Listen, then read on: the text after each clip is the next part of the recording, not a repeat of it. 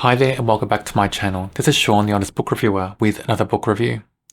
In this video, we're discussing The Body in the Bookstore, written by Ellie Alexander. It's a cozy mystery, and it's the first book in A Secret Bookcase mystery series. The name A Secret Bookcase comes from the bookstore, where our protagonist works. This series is set in a small town, and I do like small town settings for mysteries. Something about a small town setting just calls out to me, makes me want to read it. And this small town setting is done so well in this book. I like the mystery a lot. It's a fun read, great characters. I get the feeling this will be a great cozy mystery series. Our protagonist, Annie Murray, works at A Secret Bookcase, which is the bookstore in this small town. And it's a mystery-themed bookstore. And this bookstore is set in an old house. It's been renovated to be a bookstore. And all different rooms in this house are themed. And they're all themed from different settings in Agatha Christie stories. Annie works with Fletcher in this story. And Fletcher is a great character. He's a bit quirky, but his quirk is great in this book. He loves Sherlock Holmes. He just adores Sherlock Holmes. He's like a Sherlock Holmes genius in this story. And I like that. I like him as a character a lot in this story. Another character in this bookstore is Hal, and Hal owns the bookstore. And Hal has a bit of a quirk of his own. Hal believes he's a secret grandson of Agatha Christie. You know that story, that real life story about Agatha Christie, how she went missing for about 2 weeks. Nobody knew where she was. And when she was found, she told everybody that she had a car accident and she hit her head, she had amnesia, didn't know who she was. Hal thinks that story was a cover for Agatha Christie to run off and have a secret baby. And that baby was his mother. That's what he believes. And he thinks that he's going to find out eventually he's the secret grandson of Agatha Christie. So it's quite interesting in a way in the story. And it plays right through the story as well. So there's a couple of quirks of those characters. They're not over-the-top quirks. They're enjoyable and quite fun in this book. So in this story, we learn very early on that the bookstore is struggling. They have few customers. Even author events aren't attracting readers. And Annie doesn't know what to do. She's in charge of events, and all these author events she's creating for the bookstore don't bring in new customers, and she's afraid the bookstore is going to close. And she likes the owner, Hal, so much, she wants to help him. She doesn't want the bookstore to close. She comes up with a brilliant idea. Why not have a mystery-themed book festival? And why not get the rest of the town involved? So Annie and Fletcher, they work together, come up with some plans for this book festival, and they approach all different stores in this town. They ask for involvement, for help.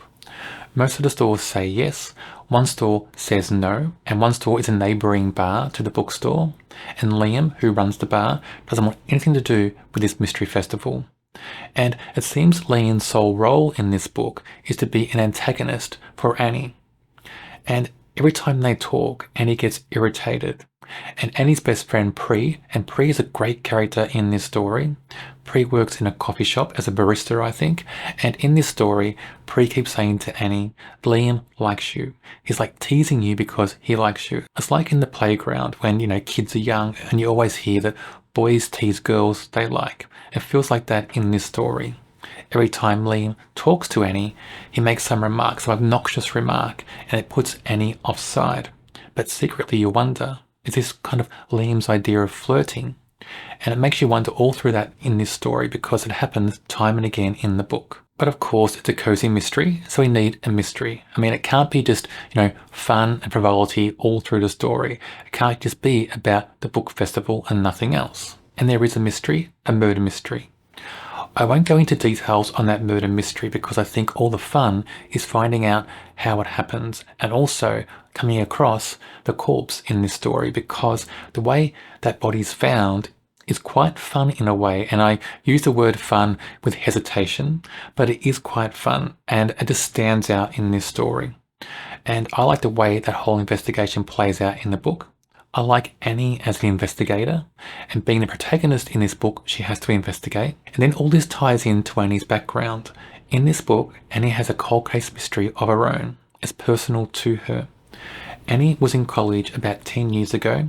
She was studying criminology, and her best friend Scarlett was murdered.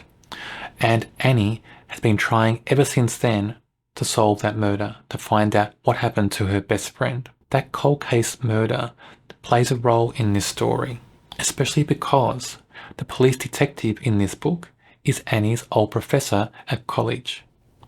And that just brings up memories for Annie. I mean, she always thinks about this anyway, the cold case anyway, but having her old professor in town investigating the present murder also dredges up these memories from the past.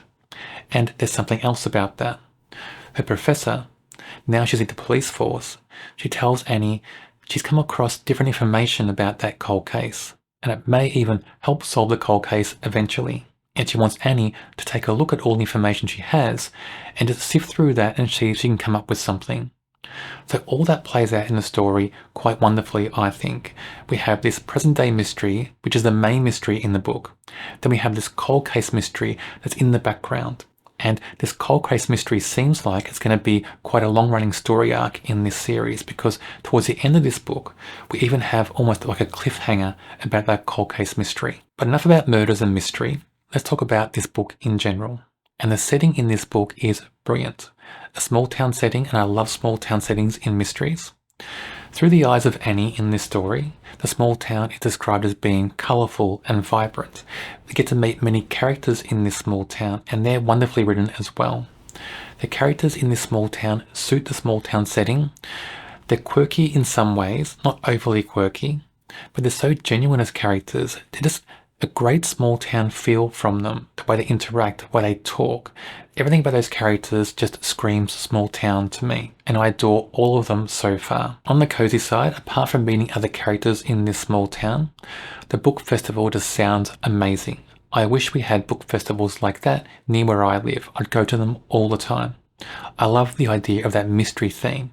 And in this book we have guest authors, and they're doing lectures, and they're walking around the town with people in the town, with people who have bought tickets. They're doing special events, all sorts of things. That idea is just amazing in my view. That book festival really sells this book, I think. You tie in that with the bookstore where the characters work. This is like a bookish murder mystery to me. Anybody who likes bookstores, libraries, book festivals, reading will enjoy this book, I think. Annie, our protagonist, is a great character in this book. One thing about her I enjoy is her history and chronology. That ties into when she investigates the murder in this book. And it's unique, I think. Not many cozies out there have the main protagonist with that kind of history. So I wonder how that plays out in future books in this series. I like her as a character. She's loyal to her friends. She's genuine. She's caring. She's a nice character. There's nothing unlikable about her in this book so far anyway. And many characters in cozy mysteries are like that anyway. You don't get many unlikable characters. And if they are written as unlikable, they're like that for a reason. And usually the protagonist is not written like that in a cozy mystery. So Annie as a character really fits the mold of a cozy mystery protagonist. Fletcher, who works at the bookstore with Annie, I like him in this book a lot. Fletcher's a character I can imagine being friends with in real life. He feels so personable, he feels real. I even like that he's so hooked on Sherlock Holmes. He's a genius for Sherlock Holmes as well. He knows everything about him. I just like the way he's very loyal to Annie and to Hal and to the bookstore. He's got a great feeling about him in this book. I think he's going to be a great support character in this series for many books to come. And I hope Fletcher sticks around in this series. Hal owns the bookstore in this series. He's a great character. I even like his little quirk about thinking he's the secret grandson of Agatha Christie. Adds something else to the story. But he's also very loyal to Annie and Fletcher.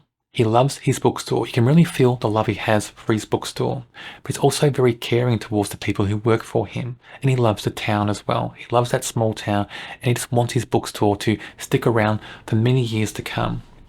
And you get a genuine warmth from this character as well. So when the book festival happens and things start going well for him, you just feel the warmth, you feel the shock in him as well, and you just feel the genuine pride he has for Annie and Fletcher for doing such a great job with the book festival in general.